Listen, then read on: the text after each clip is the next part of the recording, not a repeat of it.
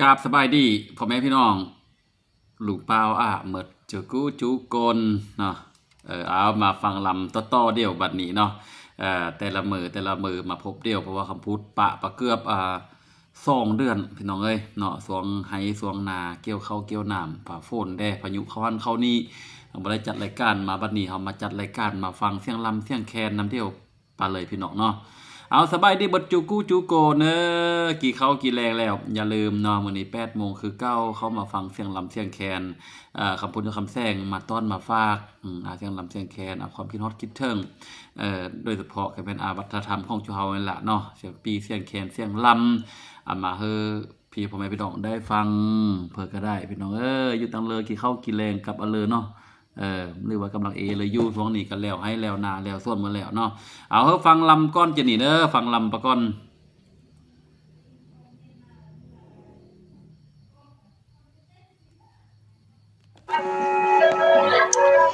โอ้ยโนลายำยายก็ได้เจอแล้วขันบ่สาวกำนางขันเป็นขันบ่อายเห็นสินก็จะกินแตงข้าแล้วเด้ขันบ่สาวใส่ลำนี่โอ้ยสิเห็นฟ้าเว้ยก็จะกินถึงหัวทั้งข้างบาดเดเห็นสาวแม่ไม้แม่หางก็จะกอดขอลมเบิ่งเด้ลาเด้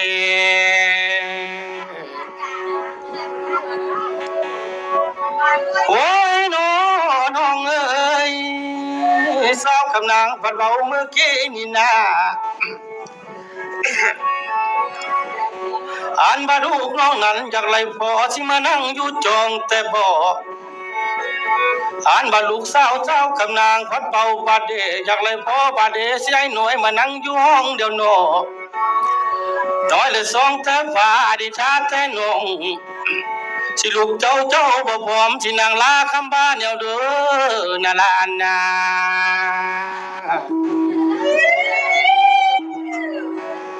โอ้ยโนลาเอ้ยสาวคำนางจะอิดเจอสันได้แม่สาวน้ำยางเอาเอ้ยการบรรลุยิงพร้อมพระยังลูกชายเอาเด้น้อยเลยนั้นสิลูกยิงลูกชายว่าความเมยพระบายังป้าเฮาโนอันบัดตัวอายเมื่อลาสิต้นเจ้าบ่เอาสิบ่เท่าบ่ลาซ้ำสิกำเบียนมันกุ้งเดียวนา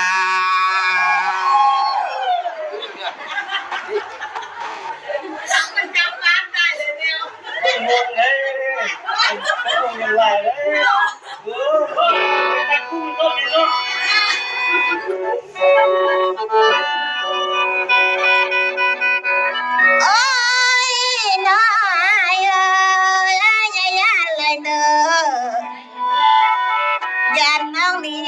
เจ็บ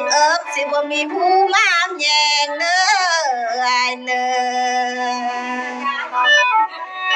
อายอย่าเลยเด้อย่านเจ็บอ้างเอ้ยเจ้ากำนางบ่มีผู้มาพี่เป็นเด้อ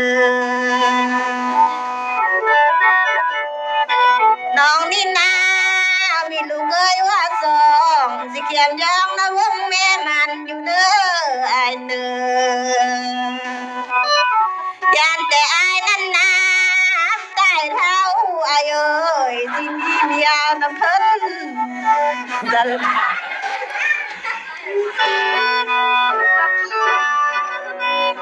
ยานแต่อายนั้นน้ำว่ามีผู้สอ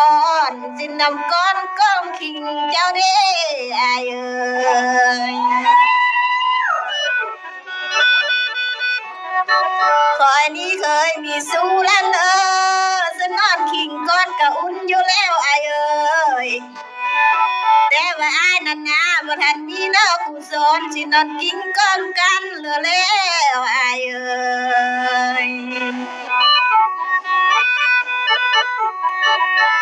โอ้อายเอาซะแม่สิเอาเมียมาเลี้ยงแม่ซะแม่อายเอ้ยเอาสาวแก่มาเลี้ยงน้องเพื่อนจังยอมว่าอายดีเด้ออายเด้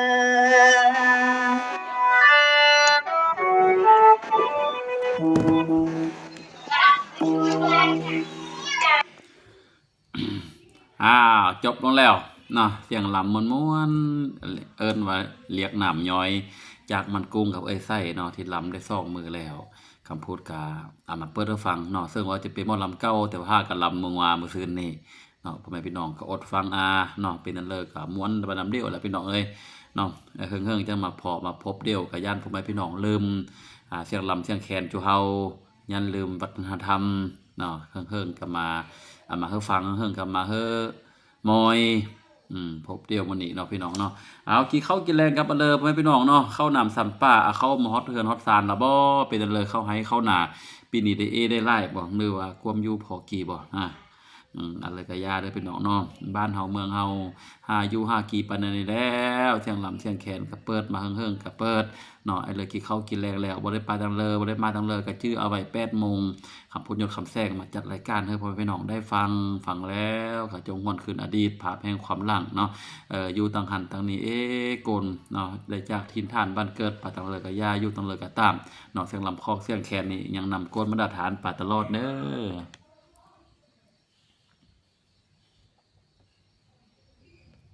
หัวน้องตายแต่สัตว์ก้อนบุญแล้ว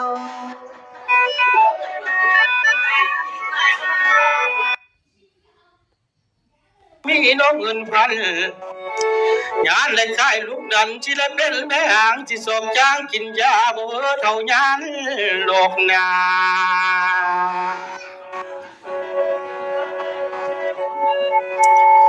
โอ้ยน้อละเอ้ยสาวคำนางบ่ยุ่งโลกนาแค่น้องเมื่อน้ำหายละเอ้ยแค่น้องอยากกินสินที่โทษนายเป้าหาอยู่เน้อนางเอ้ยตายที่ย่านแต่สาวหมอลำมันนา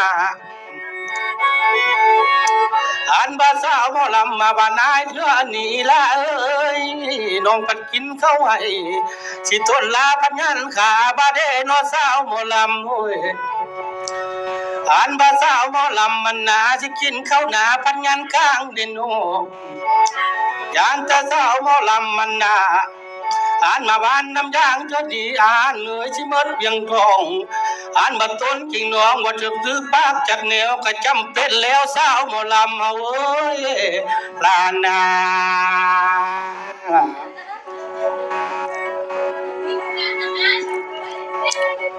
โอ้ยโน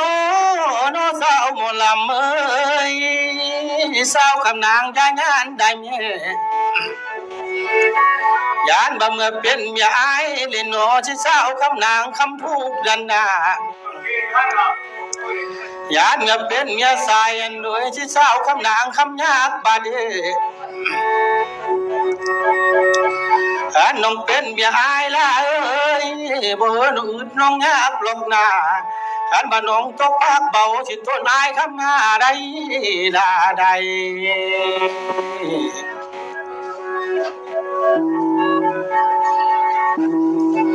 โอ้ยน้อ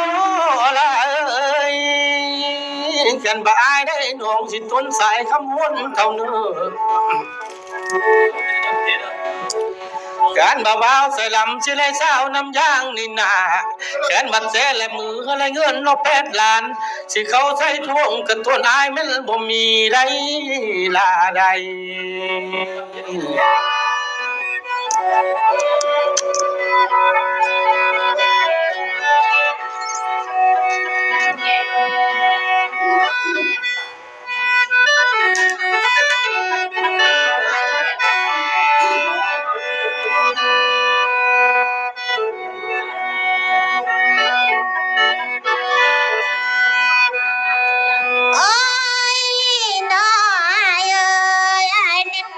น้องนี่แววยกลิ้นอายเอ้ยสิโตแย่ให้มันม้วนเด่นเดิมเขียนแม่นน้องได้อาย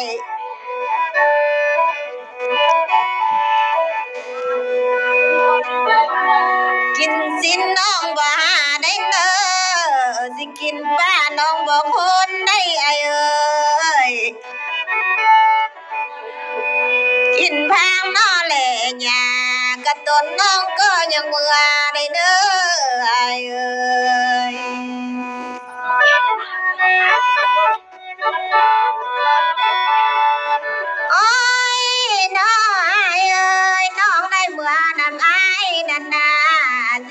นต่างเขาน้องก็เมื่อนำได้เดินเดิน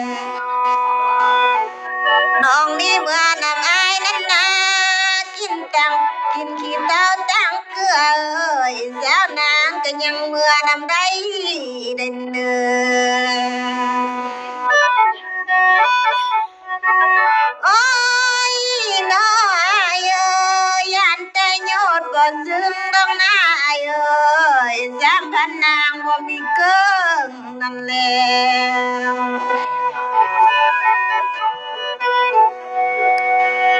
ยันแต่ยอดน้อบ่ซึ้ง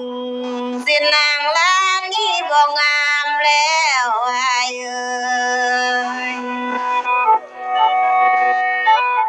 โอ้ย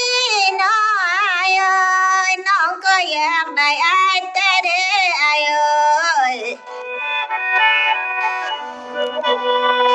มันเป็นเคยสร้างเสือนนางเลี้ยงลูกอ่อนเนินน้องนินนาอยากได้อายมาอยู่สอนสิเคียงข้างน้องบ่วางแล้วอาย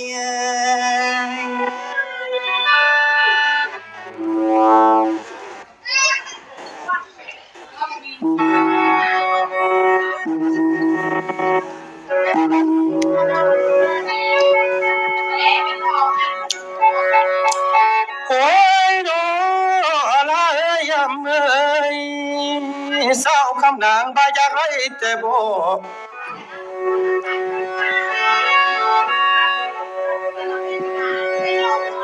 น้องบ่อยากไล่อายนี่นาคือทำง่ายอยู่เด้กันบ่อายบ่ผมอันบ่อายมากน้องสินางลาว่าบ่เมื่อฉันบ่ลาพอกันบ่สาวคำนางสิเมื่อเป็นเมียสายกินเขาทั้งเกลือแต่บ่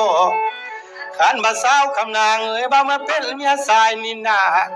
สิบ่มันยากแต่บ่ยานแต่บ่คือความปากเบาเสียวได้คำบ่มืออยู่นา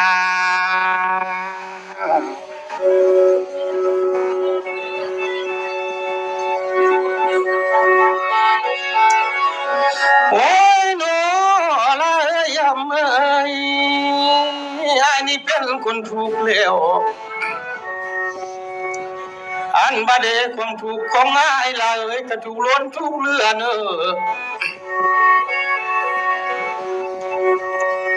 อันบ่ความถูกของอายเลยคำบ่มีบ่นายแล้วอันความถูกของสายคำลายแนวคนอยู่หน้าอายก็ถูกแต่ที่คนคือคำปากเบายานบ่เลยเจ้าผู้นั่งลำไรลาใด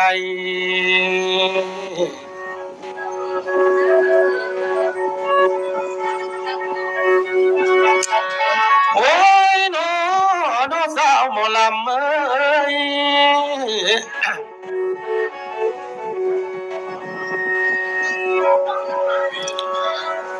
อ่านบ่าวใส่ลำก็อยากไล่แต่เด้กันบ่หูแต่กี้บาเดอันมาส่องไฟแก้มคำบ่เพื่อรวมแล้วกันบ่หูแต่กี้บาเดที่ส่องเท่าหนุ่มเพื่อท้องลงหน้าอันบักกองสะมือหลายสิทนอายเพื่อจำได้ลาใด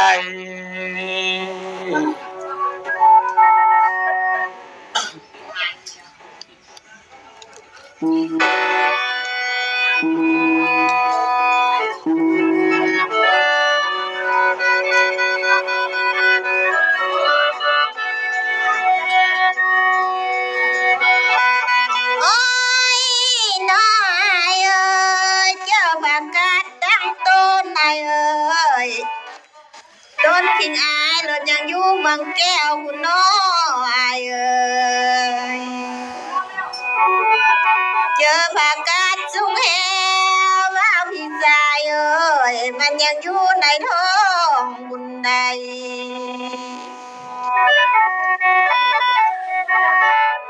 น้องนี่เป็น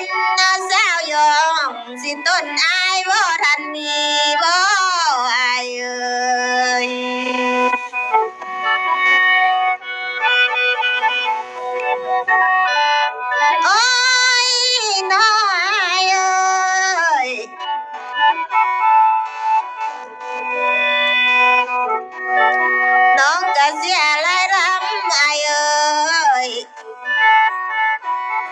ผักกาดตั้งต้นสิต้นน้องว่าได้แถวน้ออายเอ้ยน้องนี่เสียหลายลำเจอผักกาดสูงแอวสาวกำนางว่าได้มาลุมลิ้นน้อง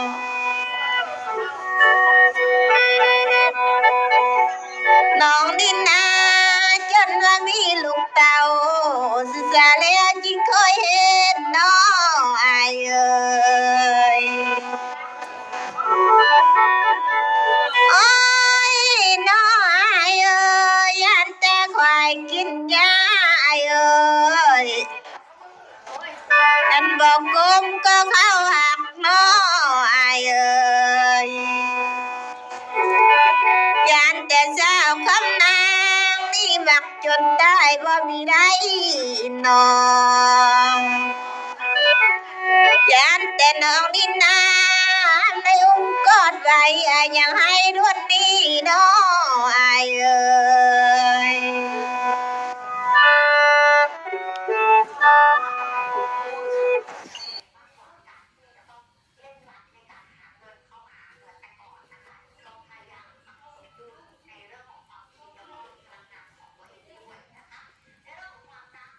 ว่าน้องได้แต่สัตว์ก้อนบุญแล้ว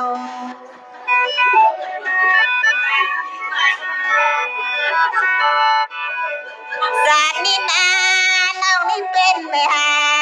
งสิบัวทิมตั้งแต่เฮิงแล้วอายเอ้ย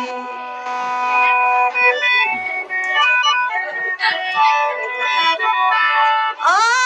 ยน้อยเอ้ยอันเป็นจริงแต่บ่จริงคือความใส่หวานบ่อย่าตัวน้องน้อละลาสิเป็นบ้าพ่วงนำได้เด้ออายเอ้ย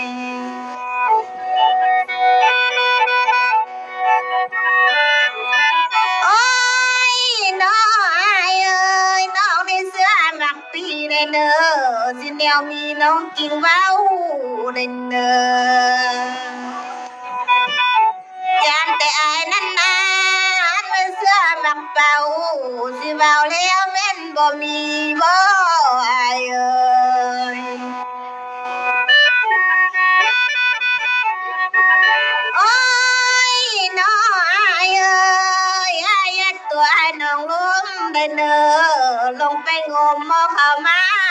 ได้เด้อตัวให้น้องน้องมาเขาสิให้นึกก็บ่มีบ่เป็นได้อายเอ้ย